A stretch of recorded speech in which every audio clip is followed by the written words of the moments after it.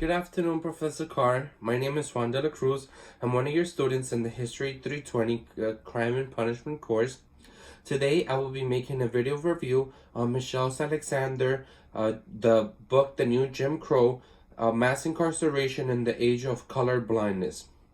In the book, the author discussed the perverse discrimination that African Americans and other minorities face in society that are in turn a subtle replacement from the original Jim Crow laws that were more exclusive in preventing African Americans and other minorities from voting and exercising their political rights.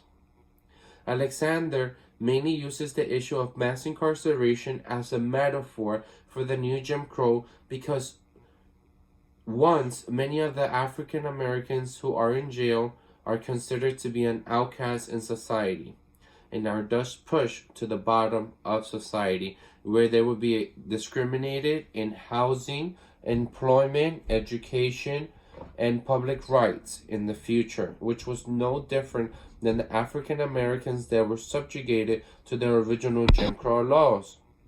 The original Jim Crow laws were local and state laws that were implemented throughout the southern United States beginning in the 19th century to the middle of the 20th century in order to enforce racial segregation. The Jim Crow laws was legislated by the many other Southern Democrats known as the Dixiecrats, who dominated the legislative to remove many of the economic and political gains made by the African Americans after the Civil War. On the ground of the original Jim Crow law, it mandated racial segregation throughout all of the former Confederate States of America, including public facilities such as education, places of worship, and even the restroom. In fact, the Jim Crow laws were even upheld in the 1896 case of Plessy versus Ferguson, in which the U.S. Supreme Court had argued the separate but equal doctrine. It essentially created two parallel societies in the South, where white and African Americans utilized separate public facilities for the same purpose. In practice, many of the public facilities used by African Americans were poorly funded and inferior in comparisons to the white ones. Its intentions were to institutionalize the educational, social, and economical disadvantages for African Americans. It was to discourage them from aspiring to be in the middle class and achieve the American dream.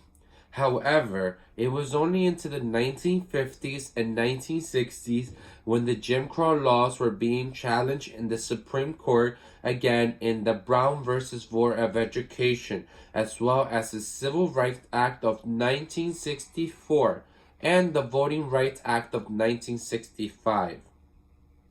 The law was later overruled. However, many of its after effects were still being felt throughout the African American community. Thus, the main argument in Alexander's book has been that while the United States is technically a colorblind country where all races are treated equally, there are various factors at hand that have continued to put barriers in order to keep the African Americans and other minorities at the bottom of the social ladder. These barriers were made worse by politicians such as President of the United States Ronald Reagan and Richard Nixon that had invoked an imagery of suffering, urban riots, and lawlessness across the country where they had subtly hinted about race. While they did not name African Americans explicitly, nonetheless, many politicians and the public picked up on it, and it was an important subtext in their ideologies and speeches. By focusing on the issue of crime, this has allowed politicians and other policy makers to focus more legal actions that bring disproportionate focus on African Americans. Hence, Alexander's focal point is the war on drugs as a pretext to implement the new Jim Crow laws. Alexander argues that in the era of color blindness, it is no longer socially permissible to use race explicitly as a justification for discrimination, exclusion, and social contempt. So we don't. Rather than rely on race, we use our criminal justice system to label people of colors criminals, and then engage in all the practices we supposedly left behind. Today, it is perfectly legal to discriminate against criminals in nearly all the ways that it was once legal to discriminate against African Americans. As a criminal, you have scarcely more rights and arguably less respect than a black man living in Alabama at the height of the Jim Crow. We have not ended racial caste in America. We have merely redesigned it. One of the first critique is what she labels as the roundup, in which police practice are used as a point of intrusion of African Americans' involvement with the criminal justice system. She points out with the usage of the Fourth Amendment and how could a law that was initially used to free an oppressed people, early American colonists, was not used to oppress a disadvantaged group. The Supreme Court astutely uses the Fourth Amendment as a way to expand the power of the police, such as giving them more power to interrogate, stop, and search individuals under the pretense of consent and drugs. Moreover, the police are given an incentive to achieve more drug arrests because there would be more grand dollar and asset forfeiture laws, which would allow the police department to keep many of these seized items. The police are also more inclined to take their war on drugs in mainly African American and Latino neighborhoods because that is where they would suspect most of the drug dealings take place, despite the fact that there is a prevalence of drug amongst white also. In short, what Alexander is pointing out is that the new Jim Crow laws are less explicit than before. Thus, many of these minority men that get caught up with the war on drugs are mainly due to their race and the skin color. They are being mainly targeted under the pretense of the law, when in reality there is an ulterior motive in trying to get as much of them arrested and put in jail as possible. Thus, one of the main differences between the old and the new Jim Crow laws is that the new one would twist many of the current laws we have and use them against minorities. Nonetheless, it is not only the legal troubles that many young African Americans and minorities have to worry about, but also their future once they get out of prison. Certainly, by being in prison, many of their routes to success have been blocked because of the negative social stigma attached to individuals that have been in prison. It makes their reintegration into society even more difficult, and if they're not successful, then there is a high likely chance that they will return to prison in the near future. Therefore, as Alexander points out, the new Jim Crow law is not so explicit in its racism by certain individuals. In fact, it has transcended the traditional racism.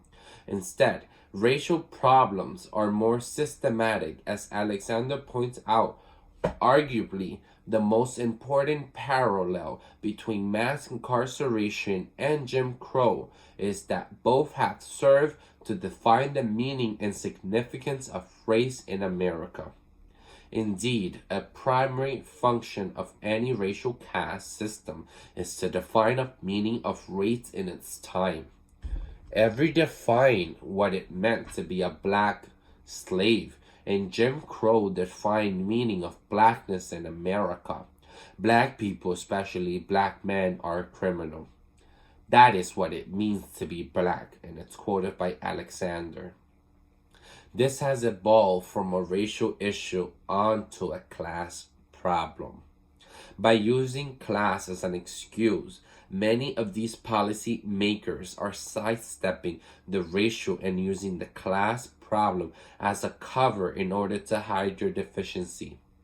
In this argument, she uses a birdcage analogy where the bird is an African American, and when there is a single bar, it is not significant. However, when there are multiple bars placed together, that it creates an encompassing space where the bird cannot fly away, much like a prison cell, which creates many African Americans in incarceration. These bars symbolize an oppressive barrier that keep many of African Americans from being a productive member of society. On a lighter note, Alexander also argues that while it appears that many African Americans are prone to crime and drugs, in reality this is not the case. African Americans are like everyone else at the end. They just want to live a peaceful, healthy, and safe life. They are no different than a common white American that one would find on the street. She gives an example of wealthy African Americans. Black success stories lend credence to the notion that anyone, no matter how poor or how black you may be, you can make it to the top. And if only you try hard enough. These stories prove that race is no longer relevant, whereas black success stories undermine the logic of Jim Crow. They actually reinforce a system of mass incarceration. Yeah, the problem is that many do not have the resources and opportunity to make this happen. They are already hindered in society because of their skin color and race. In addition, there are negative perceived stereotypes of African Americans for high rates of drugs and violence, when in reality, data has shown that the main reason for their destitute is the lack of job opportunity and poverty. However, more importantly, Alexander does not solely blame the current status of African Americans on racist whites or the system itself. They are part of the problem, but not the only ones. Alexander also lays blame on black politicians and civil rights activists, even with the election of President Obama, does not help, as she points out. There is no inconsistency whatsoever between the election of Barack Obama to the highest office in the land and the existence of a racial caste system in the era of color blindness. The current system of control depends on black exceptionalism. It is not deprived or undermined by it. Nothing of substance gets changed. It is just for appearance only. She is critical of the silence from many of the civil rights activists in terms of the sheer number of African American males that are being incarcerated. She points out that while many civil rights activists were quick to argue about historical figures such as Rosa Parks as a symbol of civil rights, they would be less keen to use drug dealers and felons as their symbol of civil rights because these people simply were not respectable. This is the reason why many of the civil rights activists would narrowly focus upon policies such as affirmative actions that are associated with the innocent middle-class African Americans while largely ignoring the lower class. In break with the traditional views of the civil rights movement, Alexander argues that it's affirmative action itself that is holding back the progress of African Americans. It is ironic that the affirmative action policies that were created to help keep the level playing field for African Americans is in fact hurting them. One of the reasons for this is because affirmative action prevents African Americans from truly taking an objective point of view of themselves and their flaws, as Alexander describes it as a racial bribe. It prevents society in general from challenging many of the substantial problems plaguing the African American community, such as the system of mass incarceration.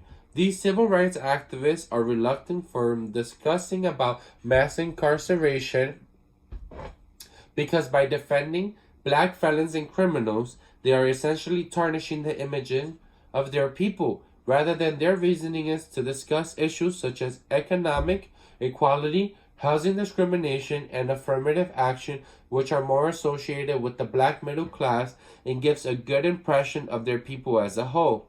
Michelle Alexander wrote an incredibly detailed and analytical book that went in depth into the racial crisis that has constantly plagued America for well over a century.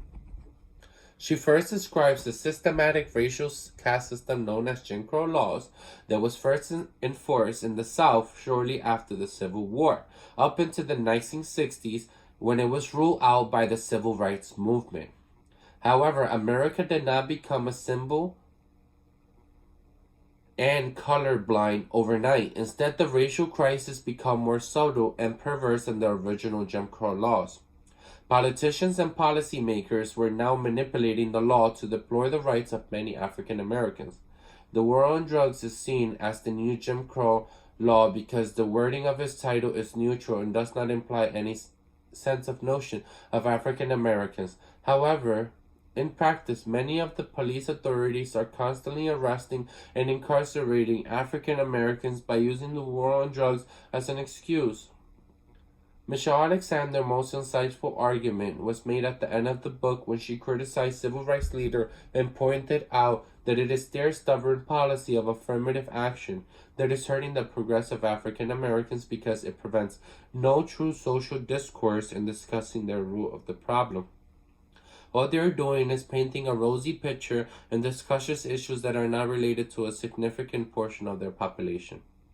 In conclusion, in order to have a more perfect union in our countries, we have to make sure that we are being inclusive with people from all walks of life, especially minority groups such as African American community. We have to make sure that we start changing the laws to include more protection for minorities and people of color.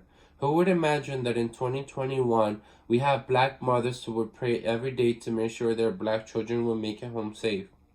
I believe that we have come a long way since the period of Reconstruction, where Jim Crow laws thrived, mainly in the South, helping because the whites in power didn't want African Americans to have enough power. After the Civil War, with the help from people in power, they legislated for Jim Crow laws to make a system similar to slavery, where African Americans' individual freedom were restricted. This system of Jim Crow, in my opinion, is ideally similar to the system of slavery, because African Americans were restricted from the rights to vote, the rights to peacefully assemble, and basically all of the rights that was already guaranteed through the passage of the 13th, 14th, and 15th Amendment.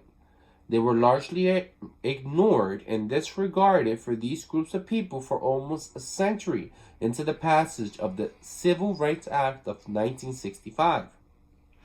We must change our current laws in place that were put in place by people in Congress who do not want the advancements for colored people. It is sad to say, but we still have a race issue in our country. And the sad part is that African Americans are incarcerated more than 5 times than their white counterpart. I believe that we must eliminate cash bail throughout the whole country, the same way New York City eliminated the cash bail system in July of 2020 for most crimes except for violent felonies. If you look at Rikers Island, it is sad to say that Rikers Jail have some of the worst backlog in the country, because the Bronx courthouse are so behind in cases that sometimes it would take years to process cases of people waiting for sentencing. I am imagining how awful it is for someone to be placed in jail because they were unable to afford bail and having to wait sometimes even more than a year to hear a judge sentencing, and then imagine if that person was innocent. We need more criminal justice reform because we're all Americans regardless of race, color, ethnicity, or religion. We deserve equal treatment under the law. Thank you, Professor. This has been an amazing class, and this is my analogy of my book review that I did on Alexander Michelle, The New Jim Crow, Mass Incarceration in the Age of Color Blindness. Thank you all for watching me in this opportunity. Really appreciate it.